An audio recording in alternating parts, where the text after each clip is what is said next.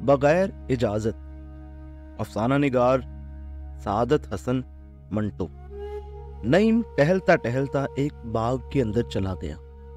اس کو وہاں کی فضا بہت پسند آئی۔ گھاس کے ایک تختے پر لیٹ کر اس نے خود کلامی شروع کر دی۔ کیسی پرفضا جگہ ہے، حیرت ہے کہ آج تک میری نظروں سے اوجھل رہی۔ نظریں اوجھل، اتنا کہہ کے وہ مسکرایا۔ نظر ہو تو چیزیں نظر بھی نہیں آتی۔ آہ کہ نظر کی بے نظری۔ دیر تک وہ گھاس کے اس تختے پر لیٹا اور ٹھنڈک محسوس کرتا رہا، لیکن اس کی خود کلامی جاری رہی۔ یہ نرم نرم گھاس کتنی فرحت ناک ہے۔ آنکھیں پاؤں کے تلووں میں چلی آئیں۔ اور یہ پھول اتنے خوبصورت نہیں جتنی ان کی ہر جائی خوشبو ہے۔ ہر شے جو ہر جائی ہو خوبصورت ہوتی ہے۔ ہر جائی عورت، ہر جائی مرد، کچھ سمجھ میں نہیں آتا۔ یہ خوبصورت چیزیں پہلے پیدا ہوئی تھیں یا خوبصورت خیال؟ ہر خیال خوبصورت ہوتا ہے، مگر مصیبت یہ ہے کہ ہر پھول خوبصورت نہیں ہوتا۔ مثال کے طور پر یہ پھول۔ اس نے اٹھ کر ایک پھول کی طرف دیکھا اور اپنی خود کلامی جاری رکھی۔ یہ اس ٹہنی پر اکڑوں بیٹھا ہے، کتنا سفلا دکھائی دیتا ہے۔ بہرحال یہ جگہ خوب ہے۔ ایک بہت بڑا دماغ معلوم ہوتی ہے، روشنی بھی ہے، سائے بھی ہیں۔ ایسا محسوس ہوتا ہے کہ اس وقت میں نہیں بلکہ یہ جگہ سوچ رہی ہے۔ یہ پرفضا جگہ جو اتنی دیر میری نظروں سے اوجھل رہی۔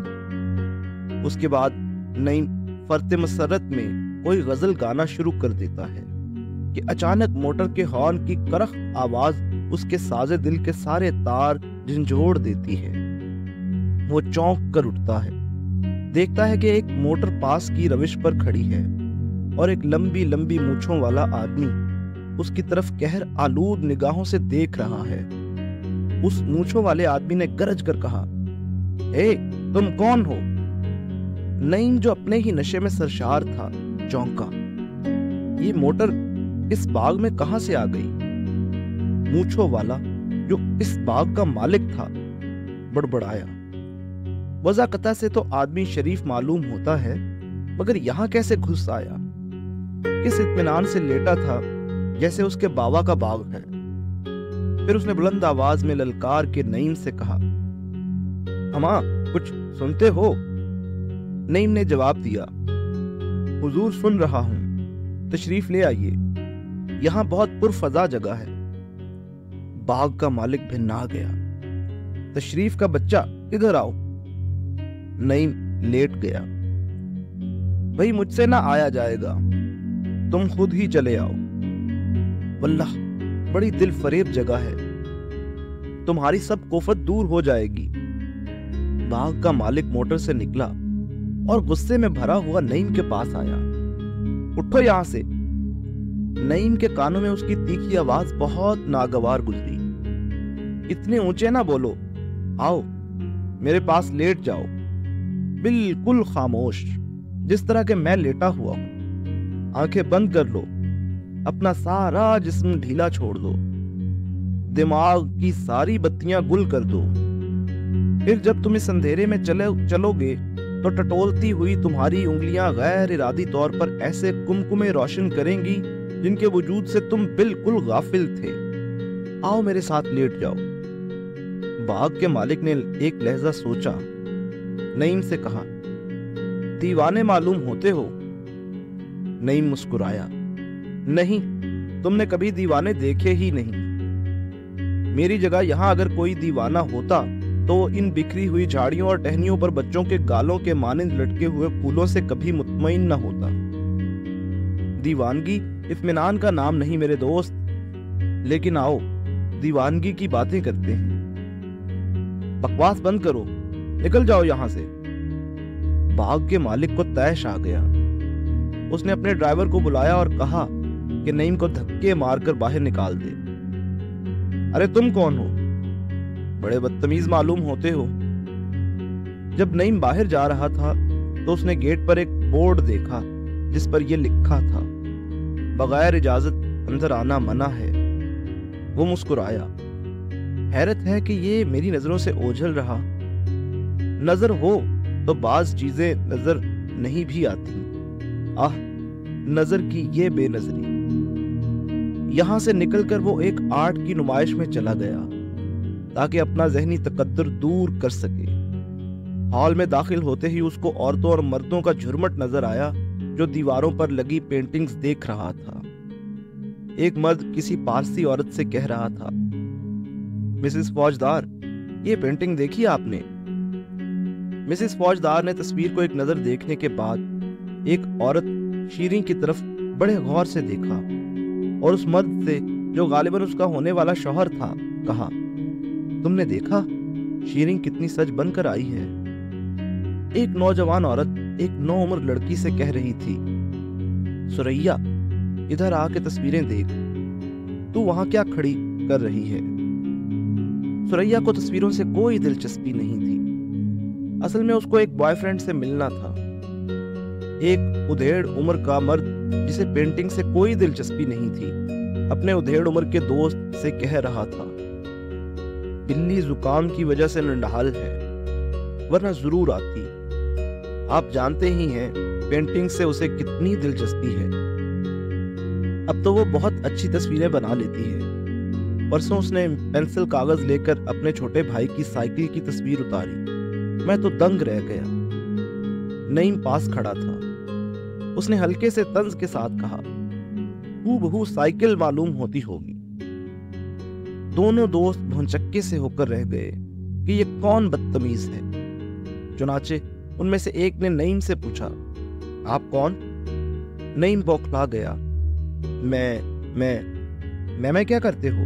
بتاؤ تم کون ہو؟ نعیم نے سنبھل کر کہا، آپ ذرا آرام سے پوچھئے، میں آپ کو بتا سکتا ہوں۔ تم یہاں آئے کیسے؟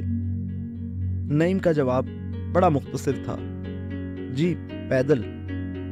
عورتوں اور مردوں نے جو آس پاس کھڑے تصویریں دیکھنے کی بجائے خدا معلوم کن کن چیزوں پر تبصرہ کر رہے تھے ہنسنا شروع کر دیا۔ اتنے میں اس نمائش کا ناظم آیا۔ اس کو نعیم کی گستاخی کے متعلق بتایا گیا تو اس نے بڑے کڑے انداز میں اس سے پوچھا، تمہارے پاس کارڈ ہے؟ بغیر اجازت تم اندر چلے آئے، جاؤ بھاگ جاؤ یہاں سے۔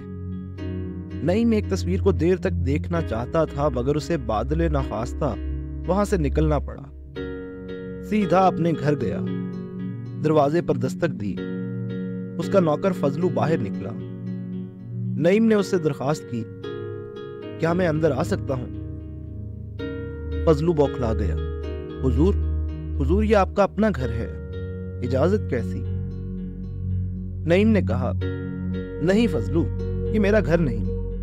یہ گھر جو مجھے راحت بخشتا ہے کیسے میرا ہو سکتا ہے؟ مجھے اب ایک نئی بات معلوم ہوئی ہے۔ فضلو نے بڑے ادب سے پوچھا، کیا سرکار؟